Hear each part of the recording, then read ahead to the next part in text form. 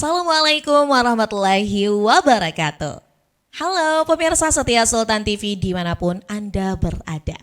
Senang rasanya nih pemirsa, kembali lagi bersama saya Raud Lorida, tentunya dalam dialog bincang hari ini. Pemirsa, pendidikan merupakan pondasi utama dalam membangun masa depan generasi muda. Namun, setiap tahunnya proses seleksi penerimaan siswa baru selalu menjadi perhatian publik, terutama terkait isu transparansi, keadilan, hingga praktik titip menitip yang dinilai dapat mencederai integritas dunia pendidikan. Lalu, berkenaan dengan hal tersebut, upaya apa yang dapat dilakukan untuk mengawal transparansi seleksi siswa baru di Provinsi Banten agar terciptanya pendidikan yang berkualitas? Saat ini di studio Sultan TV telah hadir narasumber kita, ada Bapak Imron Rosadi yang merupakan Wakil Ketua DPRD Provinsi Banten.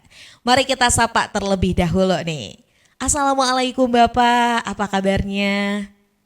Baik, Alhamdulillah. Terima kasih tentunya kepada Bapak nih ya, selaku narasumber yang merupakan Wakil Ketua DPRD Provinsi Banten yang sudah meluangkan waktunya untuk hadir di Sultan TV. Karena pada hari ini kita akan membahas nih Pak, tema mengenai transparansi menjelang seleksi penerimaan siswa baru di Provinsi Banten.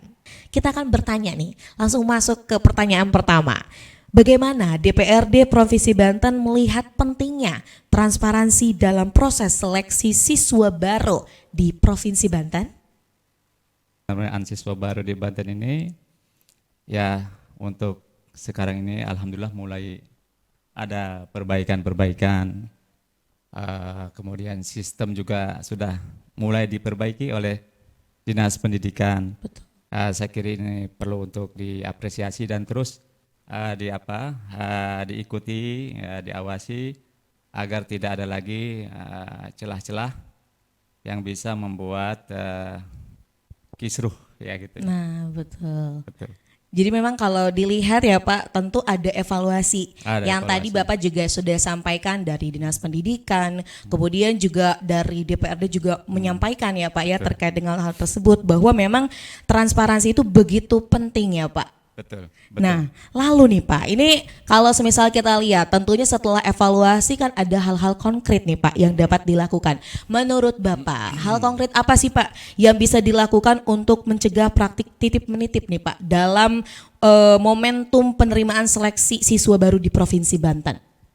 Ya, pertama DPRD ini kan punya fungsi pengawasan, ya. Jadi fungsi pengawasan ini harus dimaksimalkan. Tentu kami tidak masuk ke tataran teknis penerimaan siswa Baru. tapi kami punya kewenangan untuk melakukan pengawasan. Pengawasan bisa kita lakukan dengan melakukan rapat dengan Dinas Pendidikan, ya, dengan sekolah, ya, juga dengan pihak-pihak yang memang ya stakeholder lah di dunia pendidikan agar bagaimana ini proses ini bisa smooth berjalan, bukan pembiaran kalau terjadi Ada penyalahan seperti itu ya Pak ya. Tapi harus ada laporan-laporan. Oh, oke.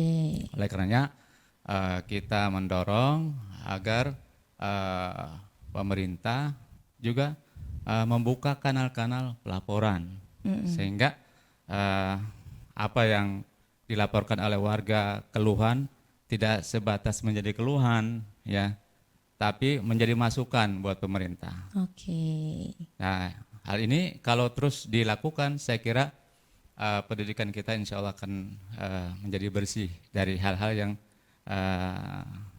tidak kita inginkan. Betul, betul ya Pak. Ini kan akhirnya dengan fenomena tersebut ada banyak masyarakat yang merasa tidak adil seperti itu dan yang lain-lain. Akhirnya ini peran DPR di sini ya Pak ya, yang harus mengawasi. Nah ini Pak, di tahun 2026 sejauh mana nih Pak persiapan pengawasan nih Pak yang memang dilakukan oleh DPRD? Ini kan karena belum ya Pak, ini kan menjelang ya.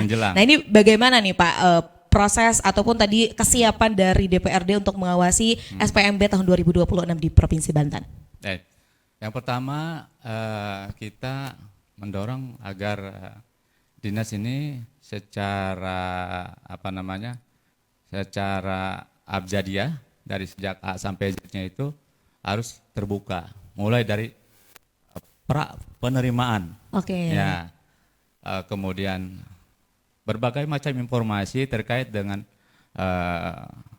penerimaan ini harus dibuka ke masyarakat, baik secara apa namanya, secara online, ya, ataupun langsung melakukan sosialisasi, karena banyak juga yang tidak yang tidak ngeh gitu dengan ya dengan media-media, tapi juga harus lakukan sosialisasi ke sekolah. Bagaimana proses pendaftaran seharusnya dilakukan, kemudian jalur-jalur apa saja dan berapa kuotanya, ya. Antara SMA dan SMK kan berbeda. Iya, betul. Ininya apa namanya, sistemnya. Kemudian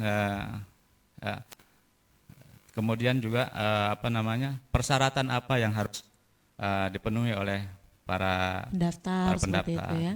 Jadi agar masyarakat merasa ada kesetaraan, ada keadilan untuk semua calon siswa. Oke, betul. Ya begini, kalau kesetaraan itu maksudnya juga nggak mungkin semua siswa diterima di satu sekolah. Kepenuhan Pak, oleh itu Pak. Ya kan? Tapi bagaimana semua siswa mendapatkan layanan yang sama sesuai aturan. Oke, betul. Jadi kalau maunya sih mungkin ke sekolah tertentu saja, ya, tapi kan itu nggak mungkin. Tapi paling tidak buat siswa itu merasa kami sama dengan yang lain, mendapatkan layanan itu sama. Oke. Ya, itu kan keadilannya di situ. Ya. Kemudian buat orang tua juga merasa oh ya kita percayakan kalau begitu kan. Jadi muncul kepercayaan dari orang tua terhadap sekolah, juga terhadap pemerintah. Kalau semuanya ini berjalan dengan mulus, dia tidak perlu lagi nitip-nitip karena kita percayalah. Ya, betul. Ya, kita percaya dengan proses ini. Tentu karena proses ini diawasi, gitu. Oke. Saya kira kalau mulai dari apa namanya, inputnya sudah baik, insya Allah outputnya juga baik. Dan saya kalau ada warga yang konsultasi soal sekolah, saya bilang kalau memang ini orang tua perhatikan anaknya mau apa enggak. Oke, ya, betul kan? Pak. Ya. Jangan sampai sayanya orang tuanya yang mau. Ya kan? Ini lolos, ini lolos seleksi tertulis, begitu seleksi lisan, ya dikonfrontir sama sekolah antara orang tua dan anak ternyata berbeda. Wah, itu. Oh, ini sekolah keinginan orang tuanya. Betul. Ternyata ambisinya nih Pak ya. Iya, jadi ya saya suka sampaikan ke orang tua, lihat anaknya, ya, lihat potensinya. Sehingga saya kira kalau anaknya berprestasi, dia nggak perlu ngambil domisili juga, ya sudah bisa masuk ya Pak, lolos bisa seperti gitu. itu. Nah ini kadang-kadang orang tuh merasa nanti ke apa namanya kedelet oleh pihak-pihak tertentu. Nah ini kan jadi kekurang percayaan. Saya kira ini perlu dibuktikan oleh sekolah, oleh pemerintah, bahwa mereka atau kita ini bisa dipercaya. Oke, baik. Jadi memang tadi agar SPMB ini dapat dapat menghasilkan ya Pak ya. Tadi para siswa-siswa yang berkualitas tentunya bukan hanya dari pemerintah, stakeholders yang ada, orang tuanya juga harus percaya ya Pak ya. Dan tadi juga dari pemerintahnya harus benar-benar membuat orang tua dan masyarakat juga percaya dengan regulasi-regulasi yang jelas. Dan tadi tidak ada fenomena titip menitip lagi ya, seperti itu. Nah lalu Pak, ini kan ternyata kalau kita lihat berkaitan dengan kendala-kendala saat SPMB ini bukan hanya titip menitip. Adakah Pak aspirasi yang Bapak mungkin pernah tampung dari masyarakat terkait dengan SPMB selain yang kayak Pak jangan ada titip menitip gitu. Ini selain itu apa ya Pak kira-kira? Ya, pertama banyak masyarakat itu saya ingin di sekolah ini, ya, yang memang itu bagus, ya, favorit lah ya Pak ya gitu. Orang tua banyak yang seperti itu. Saya lihat ini satu hal. bahwa ternyata pemerataan kualitas pendidikan kita belum. Oh, Ya, dengan demikian. Kenapa? Karena masih pengennya ke sekolah yang ini terus. Ya. Sehingga pemerataannya perlu kita perhatikan. Itu yang pertama. Yang kedua adalah masalah jumlah sekolah. Oke. Ya, saya suka mengkritisi begini. Ini jumlah lulusan SMP, Sanawiyah yang ingin masuk ke SMA, SMK itu masih jauh, ya.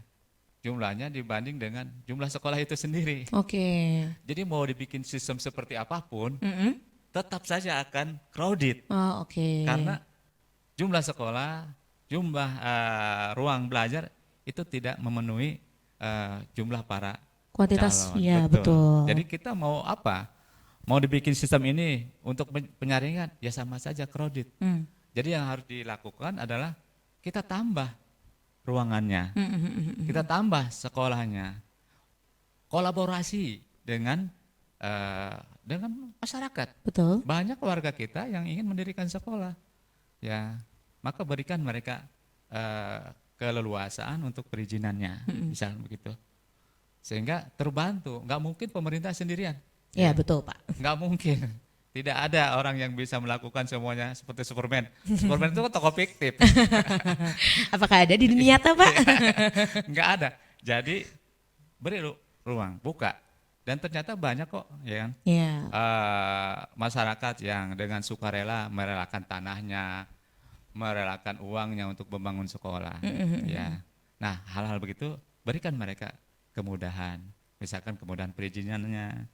Dan ternyata banyak juga mereka yang keren gitu. Betul. Sekolah-sekolah mah keren gitu, bagus. Bisa menembus ini, bisa menembus itu. Jadi kita harus kolaborasi dengan berbagai pihak.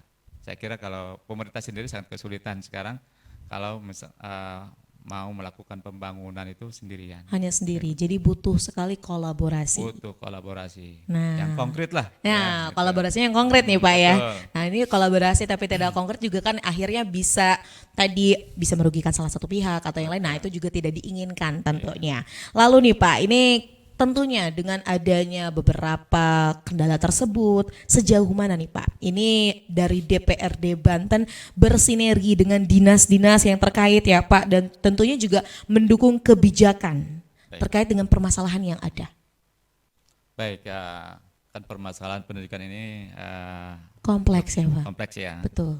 Pertama tentu pemerintah daerah menghadapi banyak anak yang kurang mampu. Ya, maka itu kemudian diatasi dengan menggratiskan sekolah SMA, SMK yang swasta sekalipun. Iya. Nah, itu cukup baik itu ya. Sehingga sekolah anak-anak yang kurang mampu bisa terserap. Nah, itu yang kedua, yang perlu juga adalah bagaimana mutu sekolah ini harus ditingkatkan. Nah, bagaimana? Ya salah satunya adalah gurunya. Ya kita bagaimana gurunya sekolahnya bagus lalu gurunya kualitasnya kurang. Nah, saya mendorong agar guru-guru kita ini ditingkatkan kemampuannya. Misalkan kita cari siapa guru ahli utama di sini. Sangat sedikit. Betul. Ya, guru bidang matematika, fisika, biologi, kimia. Nah, saya lihat ada beberapa guru kita yang ibarat ternak itu udah jadi indukan sebenarnya. Benar nggak? Iya betul Ya, Pak. udah jadi indukan. Tapi secara kewenangan dia belum boleh untuk mendidik guru-guru yang lain. Iya. Nah, sehingga ini yang perlu kita buka dan Banten banyak kuota untuk menjadikan guru ahli utama itu cukup ya. Ya. Cukup. Peluang-peluangnya ada ya seperti Ada. itu. Tinggal bagaimana pemerintah daerah ini buka untuk mereka sebelum mereka jadi pensiun. Kalau mereka udah pensiun, Ya nggak bisa nih Pak gitu ya. Ya, mereka sedang mungkin 2-3 tahun 5 tahun lagi pensiun. Sekarang sangat produktif mereka untuk bisa mendidik guru-guru dengan yang berkualitas. Saya kira itu bisa kita lakukan pemerataan kualitas sekolah dengan meningkatkan kompetensi dan mutu guru-guru, sehingga insya Allah tidak atau akan berkurang orang rebutan untuk masuk ke sekolah tertentu. Nah betul, karena tadi ternyata di Provinsi Banten gitu ya Pak, ini mungkin di masa depan guru-gurunya sudah kompeten. Di sekolah manapun ini kompeten, nah Nah, akhirnya itu nggak dia. akan berebut ya Pak. Betul, Nah, tapi itu butuh proses. betul proses. Betul. Dengan adanya tadi wacana yang Bapak sampaikan ya ada banyak sekali langkah-langkah yang bisa dilakukan. Tentunya juga itu melalui proses dan Ya. perlu kolaborasi dari pemerintah, kemudian dari masyarakat itu sendiri. Nah, menurut Bapak nih Pak, ini bagaimana Pak transparansi dalam nanti seleksi penerimaan siswa baru ini dapat memengaruhi kualitas pendidikan di Provinsi Banten? Ya, pasti. Kalau kita jalankan ini secara transparan, maka otomatis pendidikan akan berkualitas. Anak yang masuk itu, anak yang masuk dan diterima, dia tidak merasa saya diterima karena kompetensi. Dia akan merasa itu. Saya diterima berdasarkan kompetensi saya, bukan karena dititipin oleh ayah saya. Ya, itu satu hal. Jadi kemudian sekolah juga akan merasa kami diawasi. Ya. Bahkan ada sekolah yang saya bagus dan itu di Banten loh, ya kan. Hasil tesnya ini, tes tertulisnya hari itu langsung dibuka. Oh, oke. Matematika nilainya sekian, IPA nilainya sekian, ya. Ini semua. Jadi hari itu tuh begitu keluar dari ruangan 10 menit udah langsung keluar. Semua orang tua tahu, ya. Dan dikirim. Nanti, nah seperti itu contoh. Jadi ada transparansinya dari mulai pendaftaran, kemudian mulai sampai seleksi, kemudian dan itu terbuka sehingga kita bisa mengikutinya. Orang tua juga akhirnya kalaupun tidak lulus memaklumi. Iya. Ya, oh iya anak saya kekurangannya di sini. Nah sampai pada tingkat kemudian akhir pelaporan. Oke. Ya. Nah pelaporan ini juga harus ada baik dari kalangan sekolah, kalangan dinas, ya, biar kami di DPRD juga care dengan oh ini ada masalah apa, Betul. misalkan masalah fisik atau masalah kurangnya tenaga ahli atau masalah-masalah yang lain kita bicarakan bersama. Saya kira DPRD akan sangat bersemangat apalagi masalah pendidikan karena semua kita lahir dari sekolah. Betul Pak ya, jadi amat sangat penting ya Pak Iya, untuk menaruh perhatian lebih terutama dalam pendidikan. Betul. Nah lalu Pak ini bagaimana nih Pak, ini selaku Wakil Ketua DPRD Provinsi Banten dan juga berkaitan dengan visi DPRD nih Pak dalam membangun sistem pendidikan yang lebih berintegrasi di Provinsi Banten untuk di masa depan ini seperti apa Pak? Ya, kita harus terbuka ya dengan kemajuan yang ada. Ya, hari ini apa yang diajarkan di sekolah itu beberapa tahun yang lalu itu mungkin tidak demikian. Atau apa yang misalnya beberapa waktu lalu lulusan SMK kita itu kurang match dengan kebutuhan industri. Ya, kenapa? Karena apa yang diajarkan di sekolah itu tidak bisa dipakai di industri. Contoh misalkan, ini saya berkunjung ke salah satu sekolah, bukan di kita, tapi bagus untuk dicontoh. Dia praktek ini bengkel mobilnya itu udah pakai sistem yang baru, teknologi yang baru, ya hybrid misalnya seperti itu. Sementara anak-anak kita masih pakai mobil-mobil yang lama. Ini kan nggak match, gitu. Itu contoh. Jadi kalangan pendidik, kalangan sekolah harus mengikuti kemajuan, perkembangan teknologi wabil khusus ya, agar bisa itu satu. Jadi pemerintah juga harus memikirkan ke sana. Ya. Kemudian tentu guru-gurunya harus disejahterakan. Nah, karena dari integritas itu salah satu muncul ya karena mungkin tidak mewah, Betul, tapi cukup ya. betul Pak. Cukup. Saya kira guru-guru itu adalah orang yang sangat potensial untuk qanaah. Iya enggak? Iya. Iya, untuk qanaah. Tapi mereka, jika mereka dicukupkan, insya Allah mereka akan punya integritas. Oke. Gitu. Baik. Ya kemudian tinggal yang terakhir adalah kita para penanggung jawab di pemerintahan. Nah, harus tahu bahwa memang pendidikan itu tidak seperti investasi di bidang apa, ya. Pendidikan itu investasi jauh. Hari ini kita berinvestasi untuk pendidikan nggak bisa langsung berbuah. Betul. Akan Ya. terasa nanti ya Pak ya. Akan terasa nanti. Saya ingat ya waktu saya sekolah, banyak anak-anak luar negeri Iya. ikut bersekolah. Tapi setelah 10 tahun kebalik. Kenapa? Ya, teman-teman kita pada ke Malaysia, Iya. ya pada ke negara-negara tetangga kita. Padahal dulunya mereka datang ke kita. Mereka investasi untuk pendidikan. Gitu. Nah kita juga harus jangan ragu untuk investasi pendidikan itu. Saya lihat di negara-negara maju awalnya itu adalah investasi bidang pendidikan. Betul. Ya. Nah ini 3 tadi yang mungkin perlu untuk kita terus Kawal semakin seperti maju. ya, Pak, semakin maju Betul. agar pendidikan di Provinsi Banten juga berkualitas ya Betul. Pak. Harapan Bapak nih Pak, kalau melihat tadi kan Bapak menyampaikan sebenarnya pendidikan adalah sebuah investasi, nggak bisa yang 1 tahun mungkin akan kelihatan, tapi kan dalam proses investasi itu tentunya prosesnya banyak ya Pak yang Betul. dilakukan. Apa sih Pak harapan Bapak yang Bapak bayangkan mungkin di masa depan untuk Provinsi Banten khususnya dalam dunia pendidikan?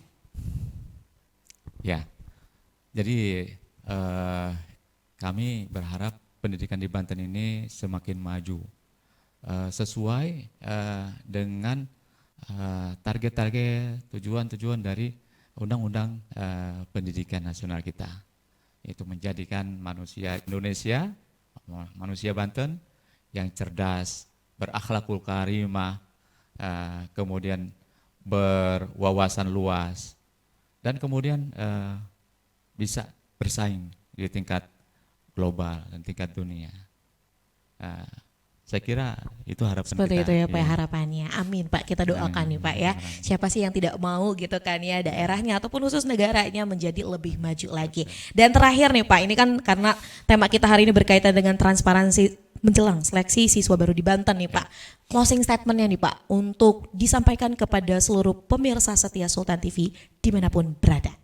Ya, pertama untuk anak-anakku, adik-adik yang akan mengikuti seleksi siswa baru, persiapkan dengan baik.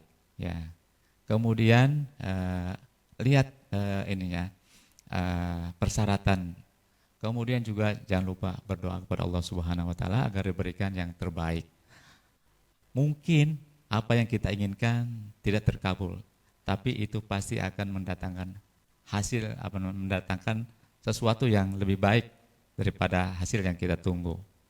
Untuk para orang tua, ya tahanlah diri kita, biarkanlah anak-anak kita menjadi dirinya sendiri. Kita para orang tua support, ya support di belakangnya, support sebelum mereka memasuki ujian seleksi, kemudian tidak melakukan, tidak mendesak para pendidik, ya para pemangku kewenangan untuk melakukan hal-hal yang membuat mereka menjadi berat hati.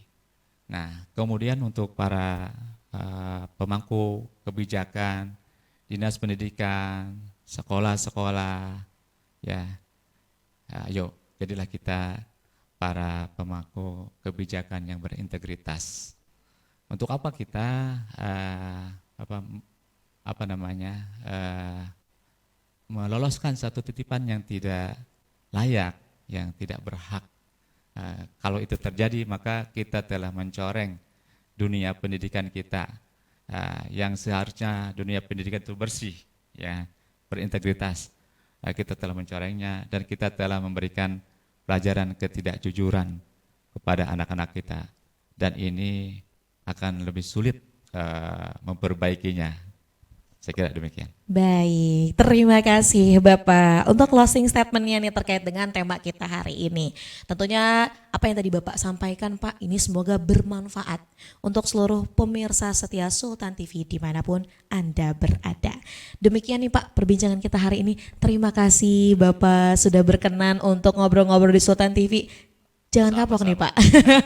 Jangan kapok nih Pak, nanti ngobrol-ngobrol lagi. Tenang, nanti insya Allah bisa datang sini lagi. Baik, ditunggu seperti itu.